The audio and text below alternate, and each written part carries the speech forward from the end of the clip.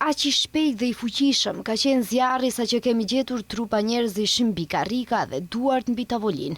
Njoftimin për zjarrin në diskotekën Puls në Koçan, zjarrfikësit lokale kanë marrë në orën 2:35, ndërsa ekipi i parë në vendngjarje kishte arritur 5 minuta më vonë. Prioritet ishte shpëtimi i jetëve, e më pas shuarja e zjarrit. Zjarri ishte lokalizuar diku në orën 4. Kështu e kanë përshkruar 16 marsin dëshmitarët e sotëm zjarrfikës, të cilët natën e kopshme kanë qenë kujdestar. Kur shkuam, shumë trupa kishte para diskotekës, por edhe shumë njerëz ishin të ngujuar në derën hyrëse, ishin të ngatëruar, i kemi tërhequr me vështirësi. Kërkuam nga policia që të dërgojë njerëz për të na ndihmuar.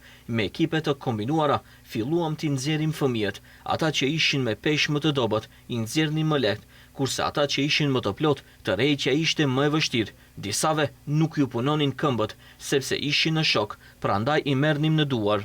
Numri më i madh i personave të ngujuar, të vdekur dhe të lënduar sipas dëshmisë së komandantit të njësisë së zjarrfikësve në Koçan, Dragan Apostollov, ishte në korridor pas derës hyrëse të lokalit.